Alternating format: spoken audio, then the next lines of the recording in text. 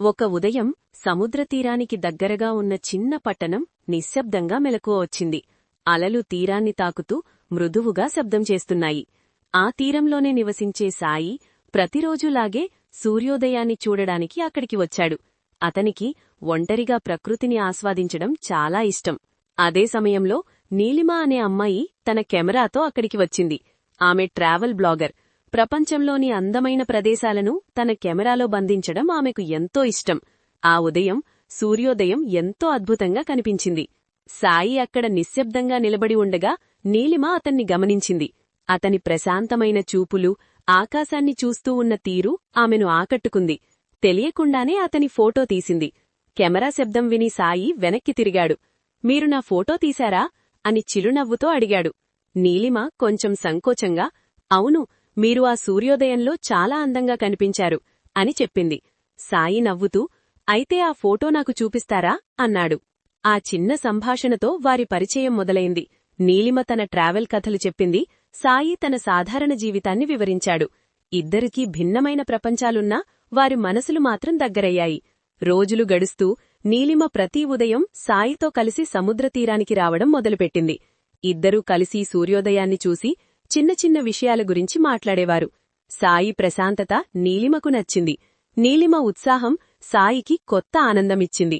ఒకరోజు నీలిమ చెప్పింది, నాకు ఇంకో నగరానికి వెళ్లాలి, నా పనికోసం. ఆ మాట విన్న సాయి కొంత నిశ్శబ్దంగా మారిపోయాడు. అంటే ఇక మనం కలవలేమా అని అడిగాడు.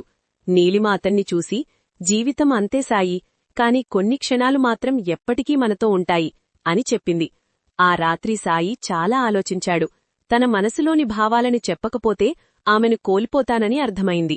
మరుసటి ఉదయం సూర్యోదయం మొదలవుతున్నప్పుడు సాయి నీలిమ దగ్గరకు వెళ్లాడు. నీలిమ, నువ్వు వెళ్ళిపోతే ఈ తీరము ఖాళీగా అనిపిస్తుంది. నేను నిన్ను ప్రేమిస్తున్నాను అని ధైర్యంగా చెప్పాడు. నీలిమ కళ్లలో కన్నీళ్లు మెరిశాయి. సాయి, నేను కూడా నిన్ను ప్రేమిస్తున్నాను, కాని నా ప్రయాణం ఆగదు అని చెప్పింది. సాయి చిరునవ్వుతో, నీ ప్రయాణం ఆగకూడదు, కాని నేను నీ గమ్యంగా మారాలని కోరుకుంటున్నాను అన్నాడు.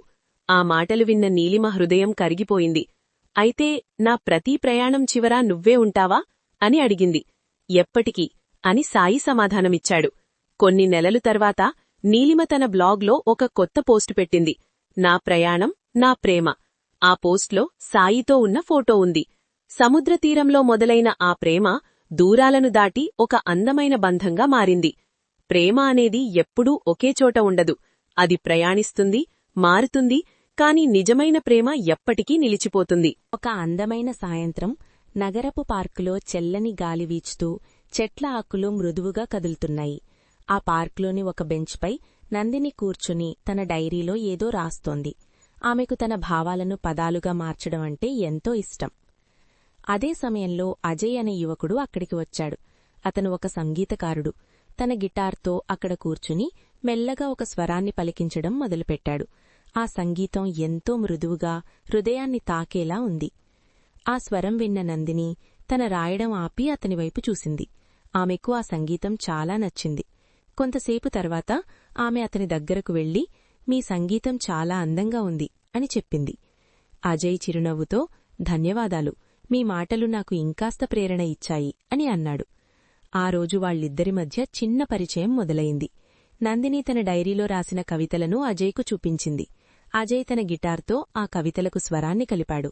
అలా వారి మధ్య ఒక అందమైన అనుబంధం పెరిగింది. పదాలు, స్వరాలు కలిసిన ప్రేమ. రోజులు గడుస్తూ వారి కలయికలు పెరిగాయి. ప్రతి సాయంత్రం అదే పార్క్లో కలుసుకొని నందిని కవితలు రాస్తుంది. అజయ్ వాటిని పాటలుగా మారుస్తాడు. వారి స్నేహం ధీరేగా ప్రేమగా మారింది.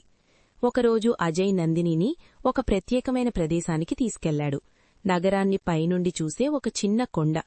అక్కడ గాలి చల్లగా వీచుతూ నగర దీపాలు మెరిసిపోతున్నాయి. నందిని, నీ కవితలు లేకపోతే నా సంగీతం అసంపూర్ణం అని అజయ్ అన్నాడు.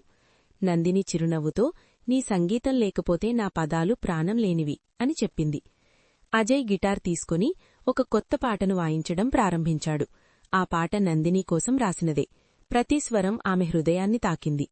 పాట ముగిసిన తర్వాత అజయ్ ఆమె చేతిని పట్టుకుని, నువ్వు నా జీవితంలోకి వచ్చిన తర్వాత నా ప్రతి స్వరం అర్థవంతమైంది. నేను నిన్ను ప్రేమిస్తున్నాను అని చెప్పాడు. నందిని కళ్లలో ఆనందం మెరిసింది. నేను కూడా నిన్ను ప్రేమిస్తున్నాను అజయ్, మన కథ ఇలా ఎప్పటికీ కొనసాగాలి అని సమాధానమిచ్చింది. ఆ రాత్రి ఆకాశంలో నక్షత్రాలు మెరిసిపోతూ వారి ప్రేమకు సాక్ష్యంగా నిలిచాయి. కాలం గడిచింది. నందిని కవయిత్రిగా, అజయ్ సంగీతకారుడిగా పేరు తెచ్చుకున్నారు. కాని వారి విజయానికి అసలు కారణం ఒకరిపై ఒకరికి ఉన్న ప్రేమ. ప్రేమ అనేది ఒక కవితలా ఉంటుంది. ప్రతి పాదంలో భావం, ప్రతి పదంలో హృదయం ఉంటుంది. నందిని అజయ్ కథ అదే అందంగా చెబుతోంది.